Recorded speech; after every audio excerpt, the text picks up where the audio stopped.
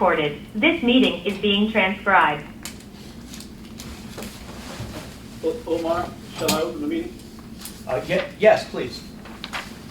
Yes, and I've started recording. Outstanding. Welcome to the members, to the Commissioner, Maria Raj, and to staff, to the September meeting of the Water Board. Looking forward to this discussion. There should be a lot of interesting comments here. There are two action items. The first one is the approval of the minutes. You all have had a chance to review the minutes. I'm sorry, Chairman, we're gonna do the roll calls first, so we can. Oh, I'm sorry, you're absolutely right, forgive me. Okay, so, conducting roll call. Chairman, Michael Carden, He's present. Member Adam Freed, Present. Member Arlene Shaw, President. Member Dan Zarelli, Here. Member Drew K. Sue. Okay, we have a quorum, Chairman. Outstanding. So, back to the minutes. You all have had a chance to review the minutes. Are there any questions or proposed revisions? Yeah, this is. Hearing none. No, sorry, Al. There are some. This is Member Freed. The minutes skipped over the fact that many board members expressed reservations and concerns over the continued seeking of the rental payment by the city. I'm just hoping we can put that in. Certainly, I know Member Freed did that. I don't know, Dan, if you want to also go on the record in the minutes. I will second that. So just ask that be put in, just that the board members raised continued concerns about the city seeking the rental payment and urge the mayor to not do that. Thank you for raising it. It's certainly worth raising. We expressed some concern in the past, and we will continue to do that, I hope. Might the minutes be revised then to ensure? Yes, we'll have that for the minutes, yes. Thank you, sir. Thank you very much. All right, then, You can't approve. with that. I'm happy to approve with that amendment. We'll Yeah. circulate a draft in the Right. next day or two for you to see. But Chairman, we can't approve, so just, with the conditions that just need. I think we can approve the minutes We with can. that amendment. Yes. Yes. Okay, then, may I have a motion, please, to approve the minutes as amended? So moved. I'll second. Thank you very much. All in favor, please indicate with aye. Aye. Aye. Are there any opposed? Are there any abstentions? Hearing none, the minutes are approved with the amendment as presented, and thank you all. The second matter on the agenda is the Department of Environmental Protection authority to negotiate on water supply from Silver Lake Reservoir. Somebody's going to present that? Yes, Chair Carney, myself and Rit will speak to this item. I think first, just to contextualize it, today we have two different agenda items that are really dealing with accounts receivable. So we have a more general presentation that I think we'd like to propose to swap the agenda and follow with a more general presentation that our Deputy Commissioner of the Water Bureau of Customer Services, Albert Kramer, who's with us today, will sort of bring us some more information on accounts receivable in general and an update from a few years ago when we looked at some of our top debtors. As you know, from the last 2 or 3 years, we've been working really hard through the amnesty program, through shutoffs, through sort of special attention to these large debtors to be able to really amp up our collections and help on the revenue side. So Silver Lake Reservoir is like some of the others that we have settled, for example, some of the other state parks department long-standing issues. Silver Lake is also a kind of complicated situation with a kind of unique set of circumstances. It's a municipal concessionaire to the New York City Parks Department. What we've found through the last couple of years of operations, their use of the reservoir, the Silver Lake Reservoir, has been a long-standing use, but there's a sort of connection between their use of the reservoir and our operations. So what we're seeking to do is really decouple that operational coupling by encouraging them to either put in ground wells, which they're interested in studying, and there are discussions and negotiations with them. They're moving forward with a study for that, or if not, to normalize water through payment for the water that they're taking out of the reservoir. That reservoir water has been, it's sort of non-potable. It's water from our, it's coming in from our water supply that goes into the reservoir, is not used for drinking water, but is used by them for irrigation.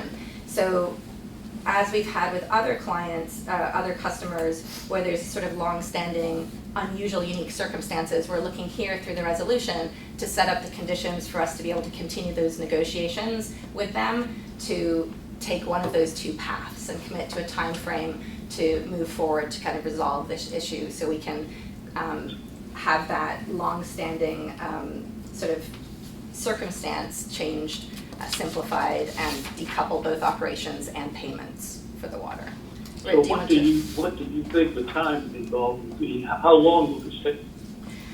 Well, we would like to support them in the study that they're going to do around groundwater wells.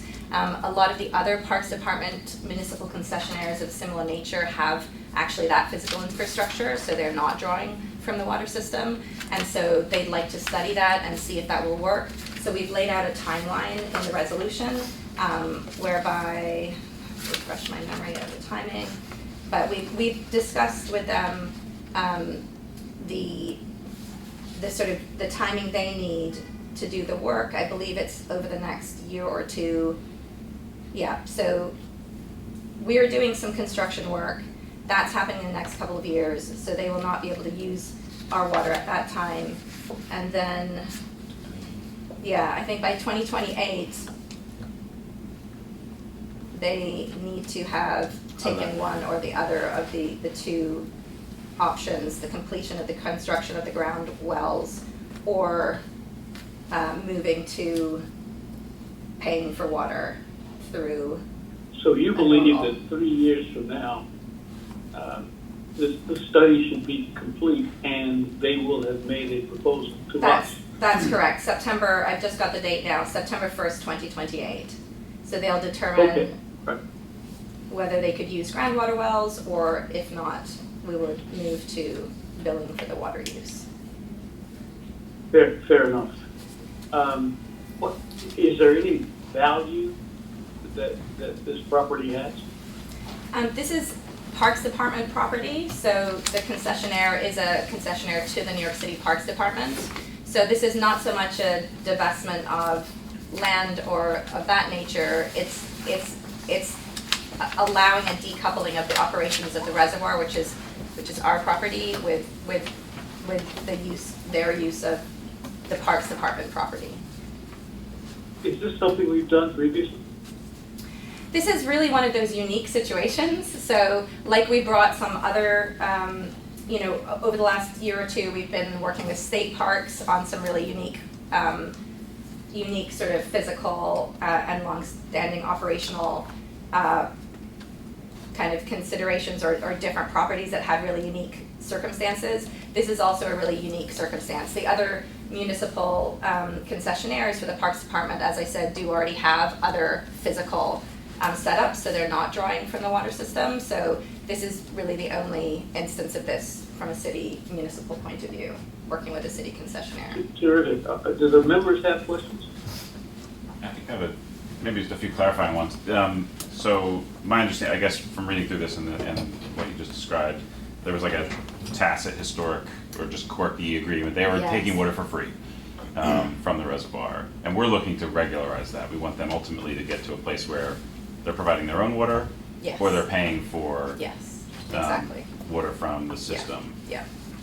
But they won't be paying for water at least until 2028.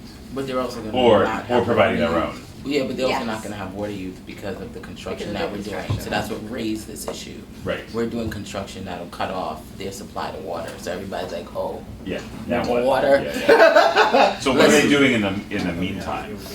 Yeah.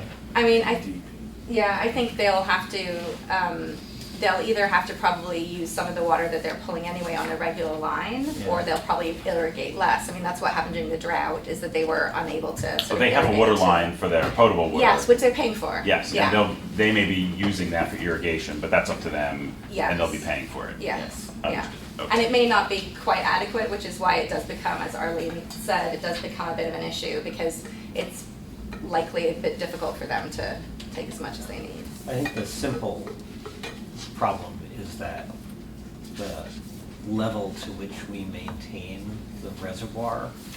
I'm sorry, please Oh. speak up. Sorry, Al. The fundamental problem is that the level to which we maintain the reservoir, how high we keep it filled, is an operational issue to the golf course. That is a problematic entanglement for us. Meaning they want you to keep it at a higher level. That's correct. Than you want to keep it. So they can draw it, and we want the flexibility to manage it for our purposes. Correct. Right. And I think historically, it was runoff and wastewater, but we've had more of an issue over the last couple of years, and it really highlights the need to regularize this. Yeah, and I mean, there's an uncomfortable, sort of, if a golf course is getting free water and residents are paying for their water, right? All of those questions are raised here, and this is trying to fix that. That's good. I support that. But remember, this is not potable water that they're using for irrigation. Correct. So, But it's Once we still dump it coming- into the reservoir, it isn't. Right. But it was Before we before. do. no, I understand, that's what I'm It's from saying. the system, yeah. It's from the Yeah, system. that's the And issue. do Yes. we know, I guess the study can help answer this, if they have groundwater wells, are they gonna be charged meaning like from, is the water coming from the system through ground leaks and other means? Like, are we still supplying the groundwater in some way? It'd be interesting to know that through the study, I guess. I know we wouldn't know that now. If we can't control it, and we're doing it unintentionally, so it's Yeah. kind of like if we It's drop a lost. $20 bill on the sidewalk, it's also Yeah. not ours anymore, and that's our problem, right? And it is true, Dan, that there was some leakage from tanks we had there historically, which was one of the sources of the reservoir. But we have those actually put out of use right now, and they will be fixed. We'll be doing a construction project, if all goes well, over the next few years. So we don't actually anticipate the same kind of leakage I that we see. had in the past going Great. forward as well. So- One last question. So this is authorizing you to go negotiate a deal. You'll come back to the water board with a final deal. Is that correct? Yes, we can absolutely do that, Yeah. yeah. Well, I wait, think what this does is- the, This is what we have You mean discussed with with I'm sorry, Parks. the final Correct. proposal, Yeah. the final deed. I think to be clear, what we proposed to the board today are the sort of terms that we've been discussing and negotiating with the Right. Parks That'll be Department. come back. So we expect that this is what we will continue on with if the water board approves it. If there would be a major change to this, Then we they could come back. bring it back, but Got it. this is after extensive yes, discussion. we want an envelope, so we can negotiate. No, understood, but even the execution of a contract would require the water board's authority, like, at that moment? Or is it, No, are we no. authorizing No. you You're to authorizing the execute a terms, contract? yeah, Yeah. you're authorizing the terms of Yeah. the agreement. Okay, so as long as Which they're is one within or the this other. envelope and within this structure, Yeah. you're gonna go ahead and finalize.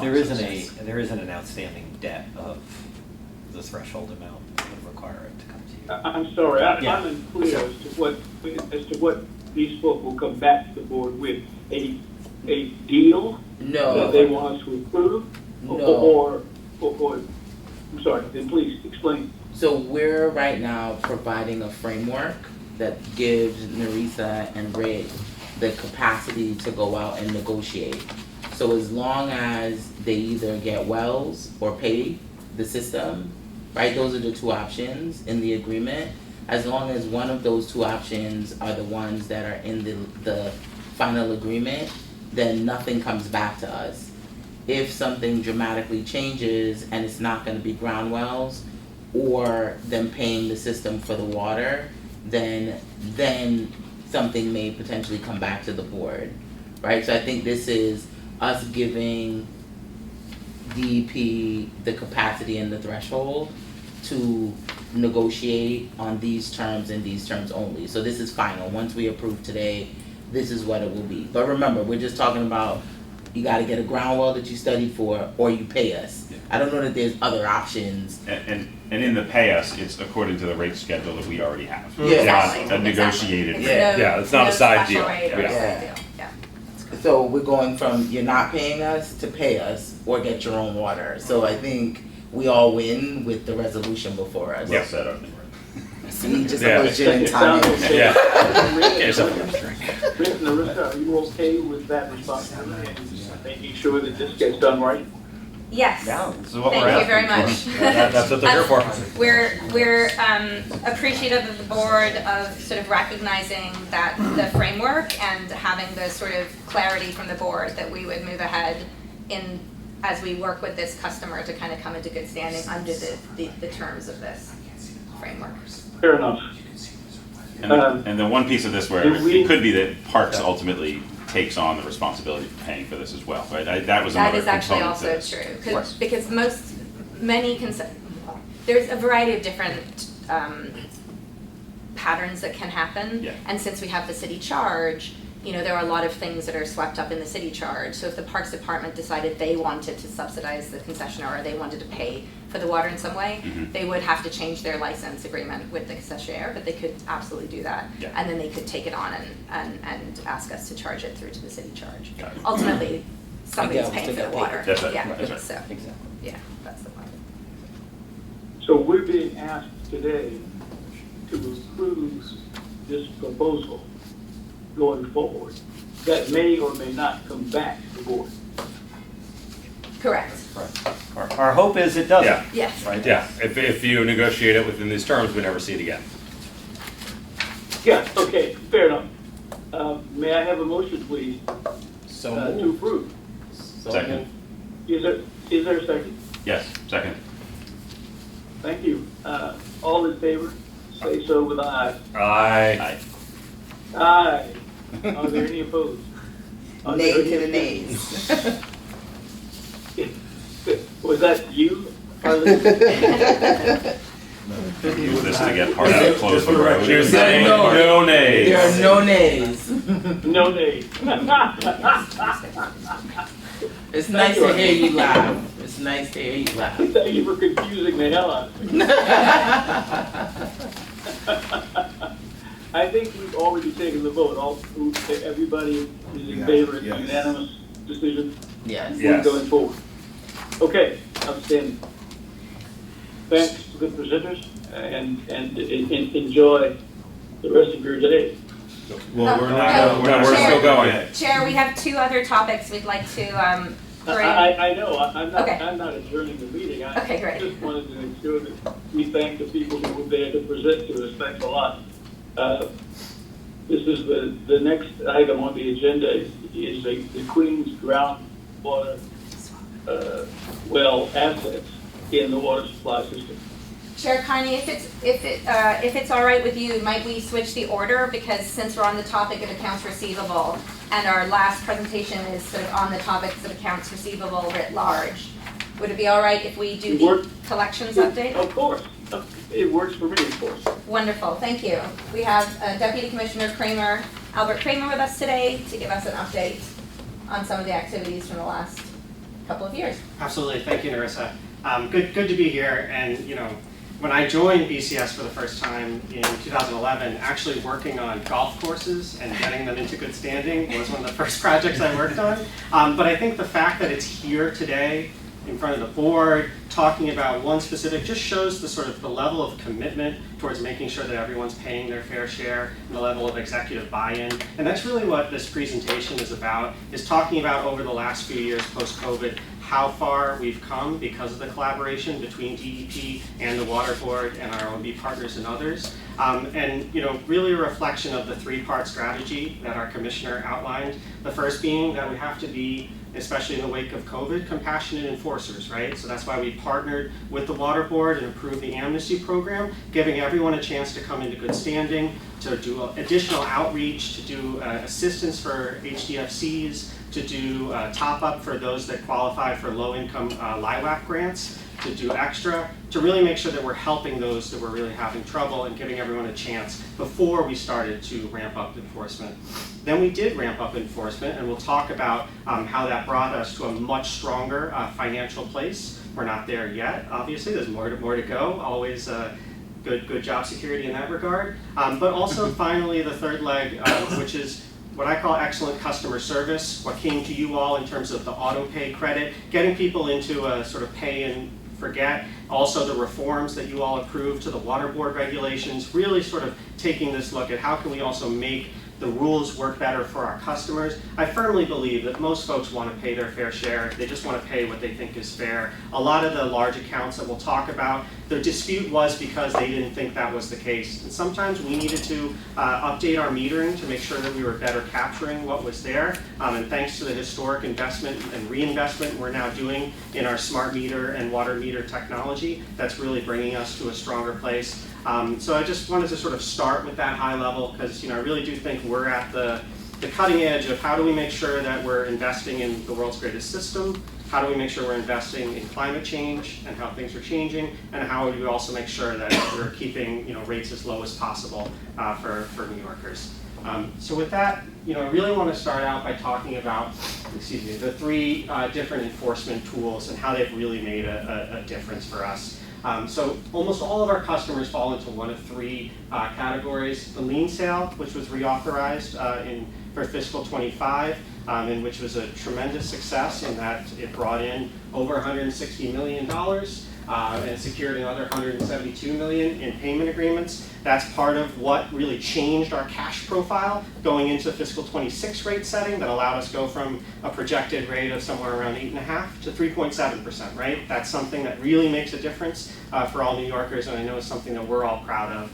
And I also want to mention that lien sale, of course, is a tool of last resort. And so there was a record amount of outreach and partnership with City Hall, the Department of Finance, to make sure, even knocking on doors, which had never been done before in past lien sales. And that's why, even though we had more customers noticed with far more dollars than the last time we did a lien sale in 2019, we actually sold fewer liens.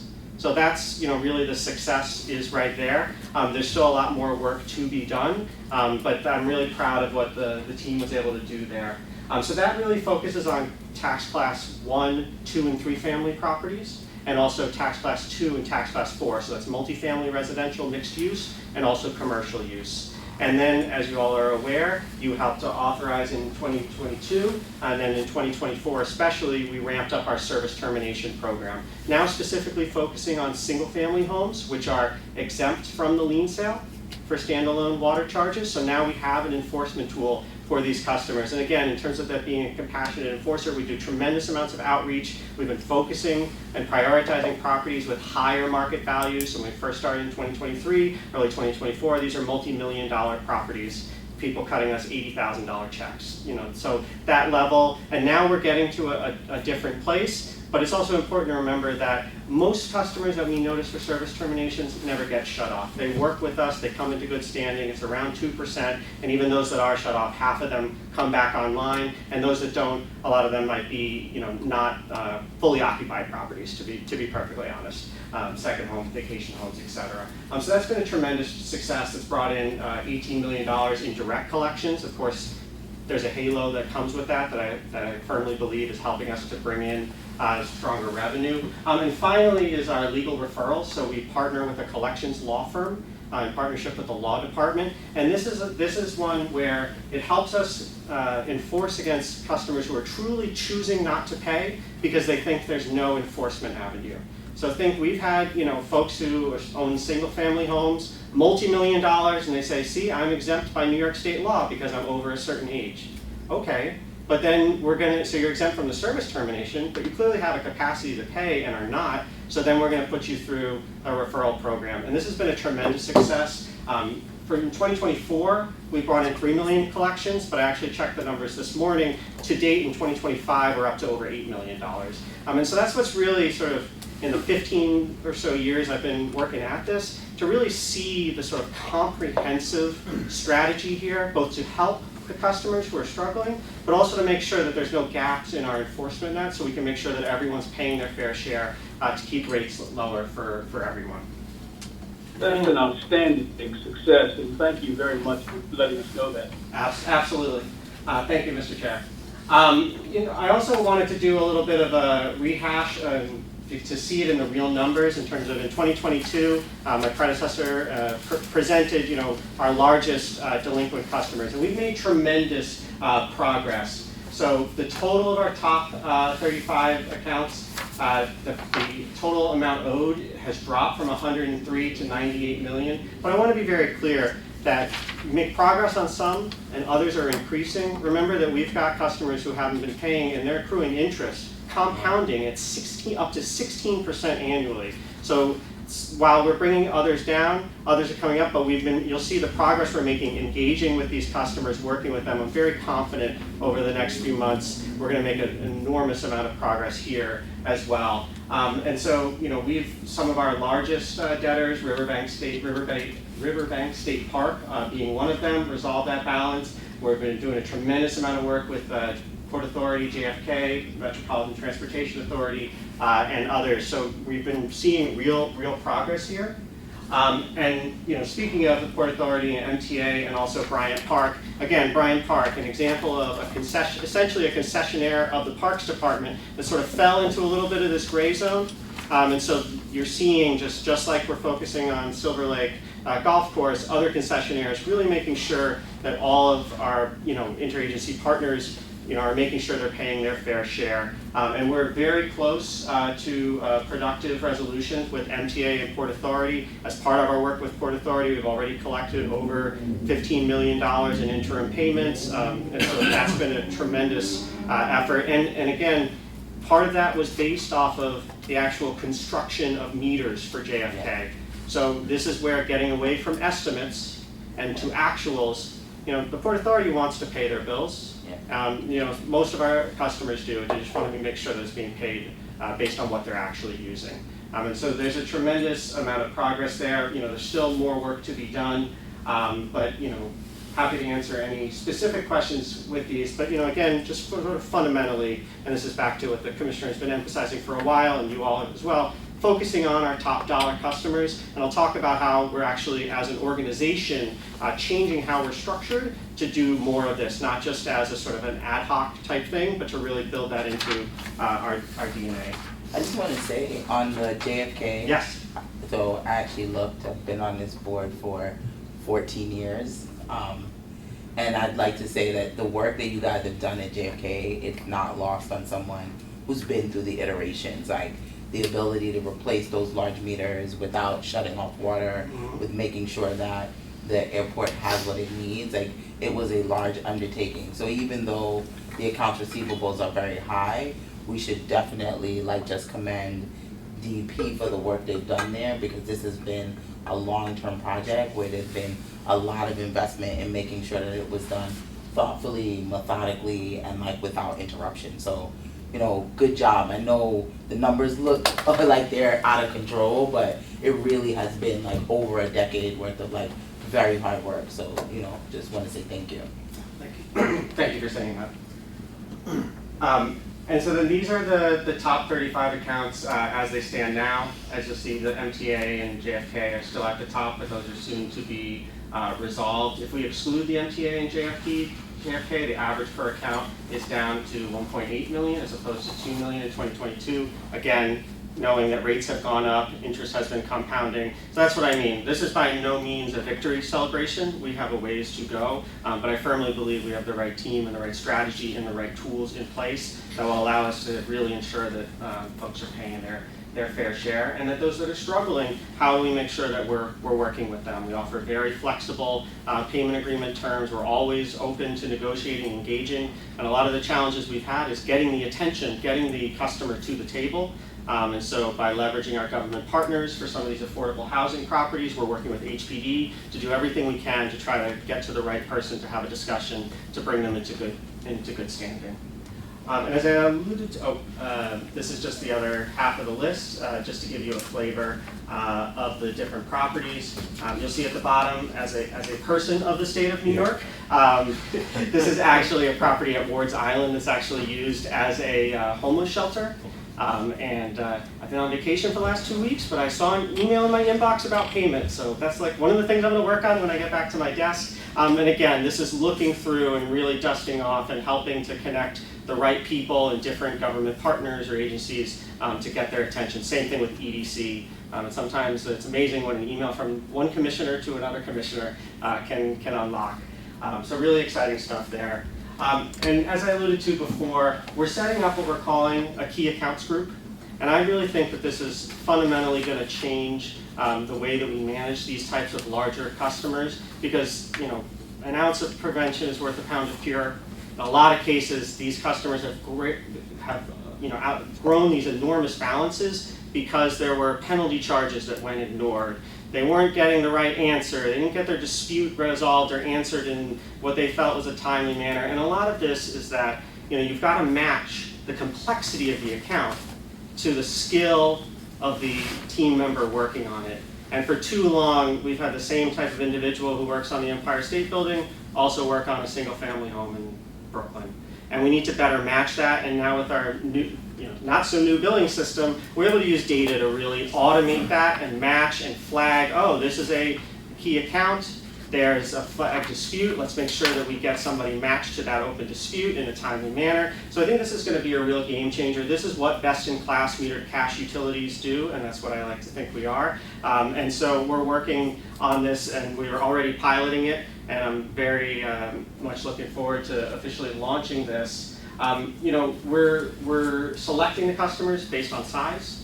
That's the threshold. And the other thing is that we're also connecting complex accounts. So, Columbia University, they have hundreds of different accounts. And so rather than taking each of those accounts in our billing system as a one-off and thinking they're not connected, meanwhile, there could be, Adam is the account property manager for all of them. So then we can go to him, get those to the right place. So that's going to make a tremendous difference. And the one piece I really want to emphasize here is the last bullet. Similar to with Silver Lake in terms of the negotiating envelope, it's the same rules apply to everyone. Same order board, rate schedule, everything's the same. It's just about how we're skill matching the accounts and the complexity of the work and the customer service we need to provide to our customers. So I think this is going to make a tremendous difference. And so we're well on our way. We still have a ways to go, but I think we're really heading in the right direction, and really appreciate the support of the Water Board and our other partners for really setting us on this path. So am I correct that in the 3 years you brought in almost, or a little bit over, $300 million in accounts receivable that was delayed, and have another $172 million in payment programs? Yeah. That's staggering. Yeah. At a time where utilities... Amazing. Thank you, Evan. That's exactly right. Utilities across the country are struggling with this since COVID and the economic climate that they're in. So the fact that you guys have done this is nothing short of heroic, and done it in a way that is helping all the ratepayers, and that is actually helping the customers who are paying and getting on payment plans by reducing their interest payments and penalties, and helping there. This is such an amazing story, and so smartly, strategically done. And what you're doing here on the institutional changes will help prevent us from getting to the place that we are already in. So, you're burying the lead on how How do we thank the customers who actually responded? What do we do to let them know how grateful we are that they're a part of the solution? What do we say? Well, so, when we don't write thank you notes to customers that send checks. But that being said, I think, Chair, when we are engaging with customers, or customers that are in challenging situations, right, we're always leading with compassion, leading with understanding. We don't think that anybody wakes up and says, I want to screw over DEP or not pay my bill. Sure. Maybe a few. We found a couple. But that's not the majority. So, and I think the best way to say thank you to customers that pay is to provide excellent customer service every day, answer their questions in a timely, high-quality manner, work towards first contact resolution. So that's something that I'm working on with my team, and the investments that we're doing now in meters and others, I think are going to make a tremendous difference. Awesome. Okay. All right. Can I just add, first of all, I want to thank Albert for his work on this, and the work he's done to make the Bureau of Customer Service more effective, I think, than it's ever been, is a big part of why we're able to execute on this. Two observations I will make. One of the things that, when we have seen, as Albert points out, some of these particularly larger customers who think there's something wrong with their bill and they don't pay it, right? And it's like the teenager who slams the door. Like, they're waiting for you to kind of call up and actually notice that they're annoyed, right? And so the fact that we have not done that is why we have also uncovered a lot of these, frankly, weird situations, right? And some of which DEP is not wholly blameless on, right? And so a lot of the intricacy here has to do with things a bit like Silver Lake, where there's legacy issues, or there's a gray area, where there's an estimation that was there 20 years ago and nobody went back to look at it. And so I think it's important to recognize that one of the reasons we do this is to get the revenue in, but it is also just such good housekeeping for us and for all of our customers. I mean, we have found meters that needed to be replaced. We have found all sorts of situations where, you know, frankly, on occasion we found we were mailing to the wrong address, right? And you don't find out until you make an issue of these and you pay attention. So that's one of the things. The other observation I'll make, and it's clearly related to the importance of the lien sale, right?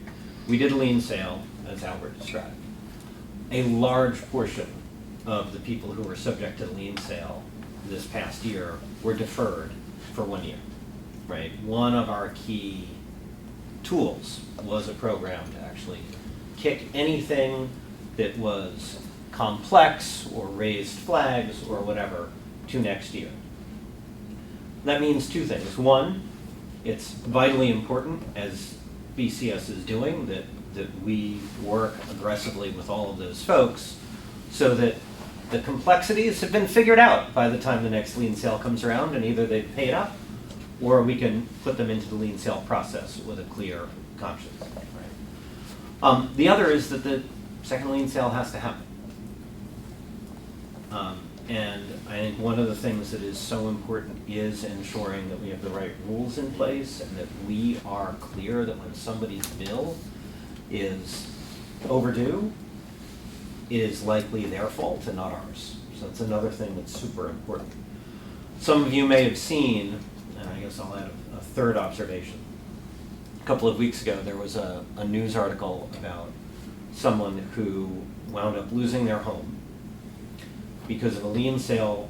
They were part of the 2019 lien sale. You know, one of the things that, as Albert points out, that we, this administration, working with the city council to reauthorize the lien sale a year and a half ago, put in place a much more aggressive approach to getting in touch with homeowners. Right? And the reality is, as we all know, there are so many weird situations in New York City. Right? Lots of places where the owner is not there or checked out or busy or has another crisis or whatever. Right? And so that's one of the reasons we put such effort into getting people to getting into touch with people. But I will say, counterintuitively, it is the reminder that shutoffs are not the worst approach to collections. I think there is a general sense that the lien sale is somehow a nicer way to go about things. And I don't think it is, because at least according to the coverage, had DEP been shutting off water in 2018 and 2019, that homeowner would have known and would not have spent 7 years going through a lien sale and having a debt collector foreclose on his property. And I think it's one of the things that is why almost none of the properties that we shut water off on actually don't pay. They all have to come to the table, except for those weird situations, most of which are vacancies. And I think it's just an important thing for us to remember that that in a world, and particularly for certain segments of the population, where getting through to them is actually the most difficult thing about collections.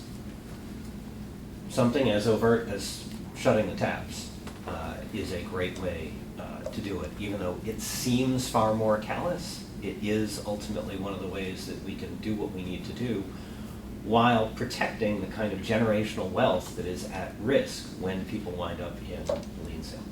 So, just make that observation. When is the next lien sale scheduled?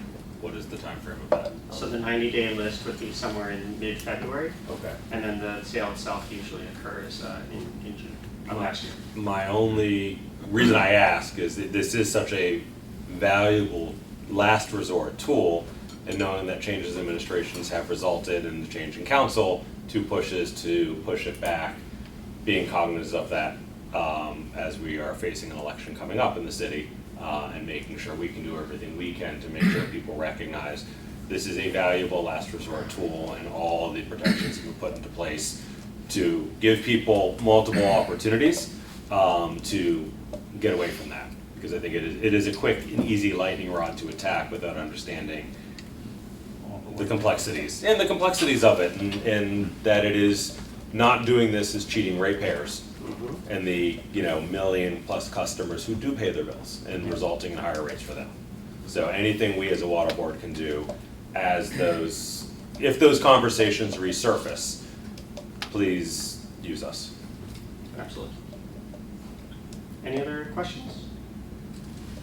All right, thank you for the opportunity. Thank you. Thank you for the hard work. Wow. Thank you, Alfred. Thanks very much. And the final agenda item, The Queens groundwater. groundwater well assets in the water supply. That's right. So again, this is basically this is contextualizing sort of work that will come back to the board in the future. So we are going to be bringing over the next year or so some actual voting resolutions in terms of divesting the land, but wanted to give an update, a general update and context for that. Because this is sort of a larger item and we'll probably have multiple different votes over the next year. So I think the commissioner is going to Yes. take us through this one. Thank you. So our objective here was just to give you some basic background on something that I expect we will be coming to the board with probably over 2 years with various dispositions. And you are all familiar with a lot of the land transactions we do upstate. Every now and then we do one in the city. But frankly, I'm not sure that any member of the water board, even our long-standing ones, has ever participated in disposing of property related to water supply. Right? And so the reason that this is important is that we have the vestige, and I think this is the important thing to realize. It is a vestige. It is no longer actually at all valuable in terms of future water supply of the Jamaica water supply system, right, which was acquired by DEP in 1996. It was taken out of service in 2007. One of the issues with it is that we share, of course, the aquifer with Nassau County. There are lots of issues around both pollution and the fundamental supply of that water. And until last year, DEP had formally considered it the Jamaica water supply as part of a backup reserve of water that we might draw on. But actually events and interactions with the state last year caused us to decide this was no longer actually a real backup supply. There was a zero likelihood that we would ever use this again.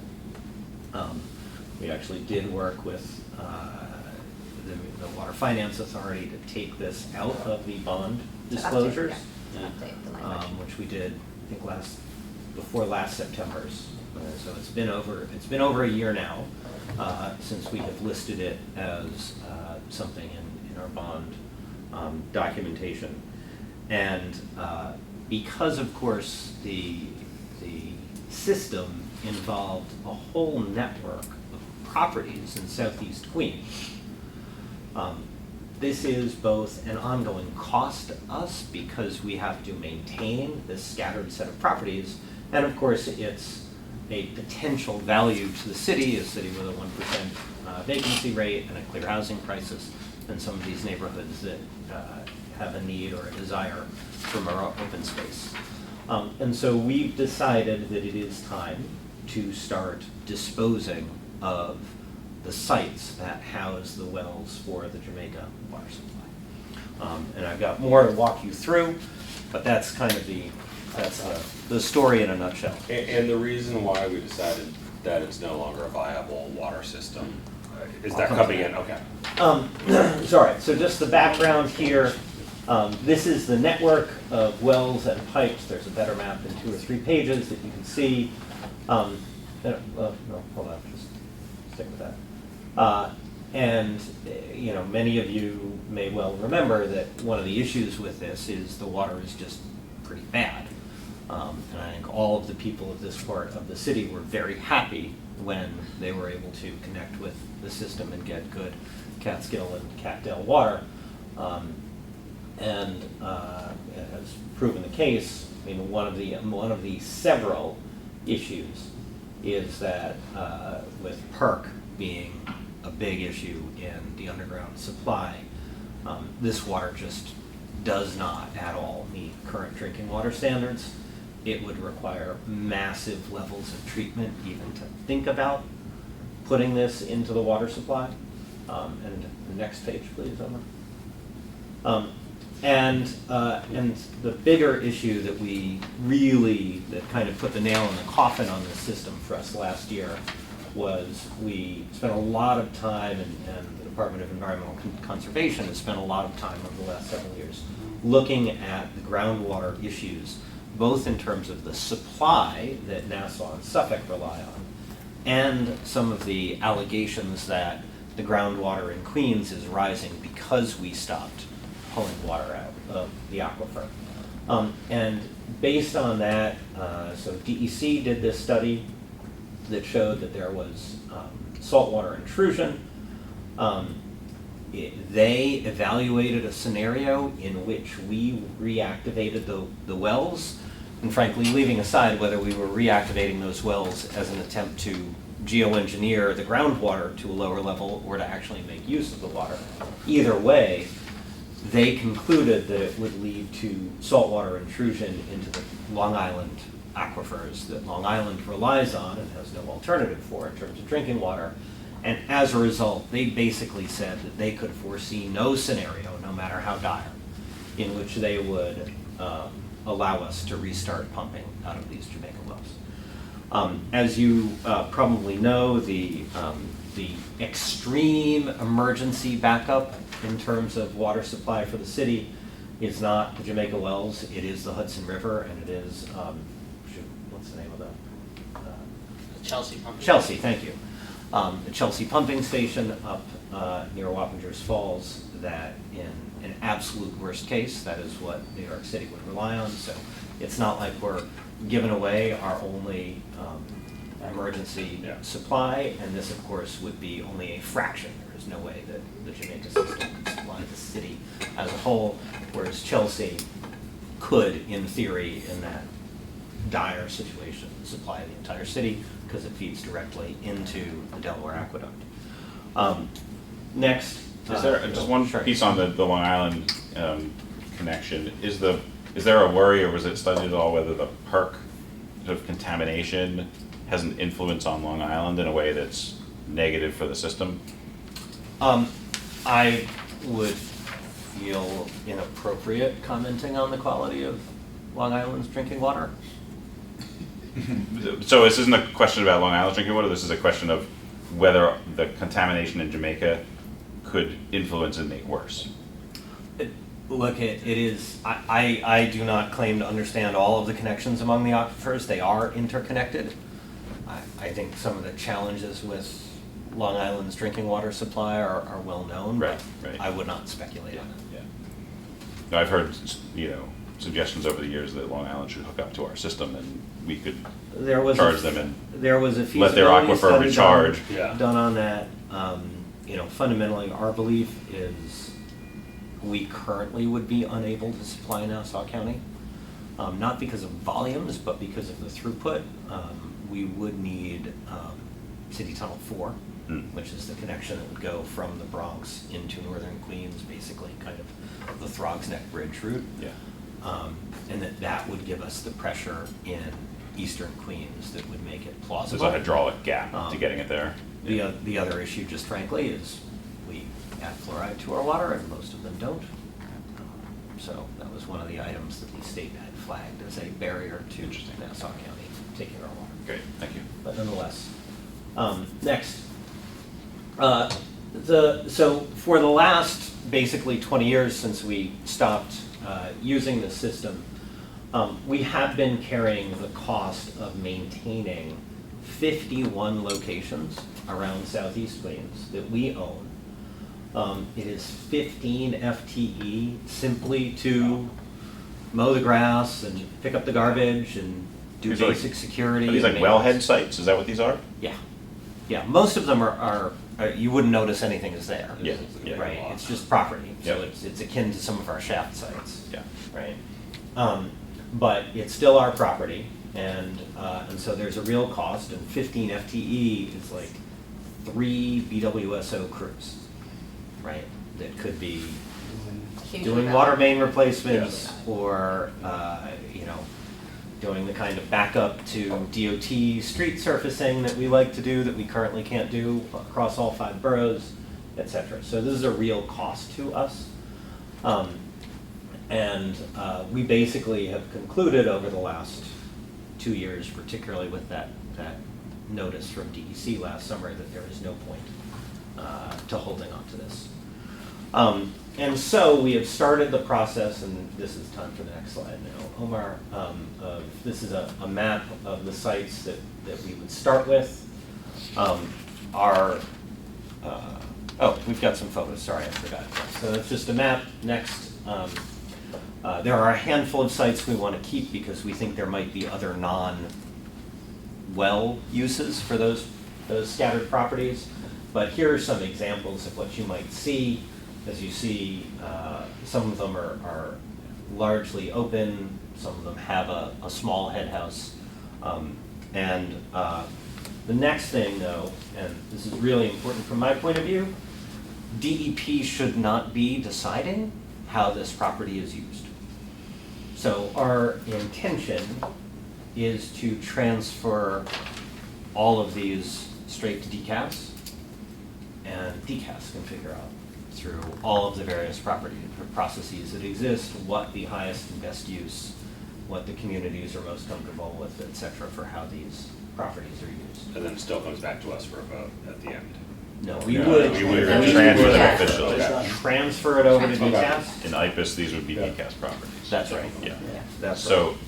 but And then there's- presumably DCAS will say, we need to maintain these properties and we need the 15 FTE to maintain these properties. Well, that is what we are hoping to work through and avoid. Because, yeah, I mean, we don't wanna hand something over and then have to pay for it after the fact. Yeah, But right. that is where we are headed. To Adam's point, unlike the Silver Lake resolution, each and every one of these properties will have to come to you. So that is, you know, this is just to give you context. Yep. And so you have a sense of where we are headed on it and why. And then there is one exception to what I just said about DCAS, which is that the Parks Department has approached us about one site already, and assuming that works out and they have the budget for it, we would support just doing a direct transfer to Parks. But in general, we are not getting into planning for what these properties should be. And I'm sure the silly question, but just to double check, in terms of stormwater, I know these don't have a value for drinking water, but there are also flooding issues in Jamaica in this area. Have we evaluated them for their stormwater capacity? We have. It is one of the reasons there are only 36 that we are intending to dispose of, and that we would hold on to 15. Okay. But as you see, many of these are so small, it's the equivalent of a single-family home lot, that you couldn't build a blue belt or any significant infrastructure there. More of a rain garden or a large swale rather than a. Yeah, but it doesn't, yeah. We Yes, have looked that into it, was my question. and it's why- I'm sure you did. It's why it's not, It's a it's why it's double not check, put on 51. record. It's 36. And what's the total acreage? Good question. I do not know off the top of my head. We can. Yeah, just curious, just to get a sense of that. Is there, forgive me for not knowing this system very well, this part of it. The actual mains that are used to connect all the homes, are we reusing them as part of the water supply, or is there a second set of mains that was used? It was all integrated. I don't know, but I. But so there's no disposition of, or there's no unused infrastructure in that As far as regard? I know, there's not a second set of pipes because Yeah. it was the wholesale acquisition of the Jamaica water supply and then re-engineering its connection. Yeah, got it, okay. That would be silly. But that's, You know, not saying we didn't. So anyway, that was all I had. I've already made the points on this page. All right, so just so you Thank know that Commissioner. it's coming. Thanks very much. All right, thank you. All I had. Chair, I think that covers all the topics for today. All right, well, thank you. Thanks very much. You're actually helping me to keep up. I appreciate it. There is a bit of an announcement I'd like to make at the end of the meeting, unless there's further business to consider. For months now, I've actually wondered whether or not my time as chair should be coming to a close. I've talked to several staff members, I've talked to the commissioner, and I've talked to several members of the board. And it seems to me that time is closer now than it was even 2 months ago. I understand that and I've made that point clear to the commissioner and the appointments committee. And I gather the committee is working on that. But what would be a change in the leadership position of the board? I've had a terrific time, and I'm not anxious to give it up. But it may be time for somebody else to do a different job than I've done. And I'll keep my fingers crossed that person sits on the board, somebody who sits on the board now. Again, fingers crossed. But I'd like to stay on the board. I've made the appointments committee aware of that. I'd like to continue service to the city in a capacity on the water board. And we'll see what the committee decides. It's too early to thank all of you for all you've done with me and for me, but know that I am grateful. Having said all of that, and since there's no further business to come before the board, may I have a motion to adjourn? So moved. Second. Thank you both very much. All in favor, President Davis, aye. Aye. Aye. I assume nobody's opposed, and there are no abstentions.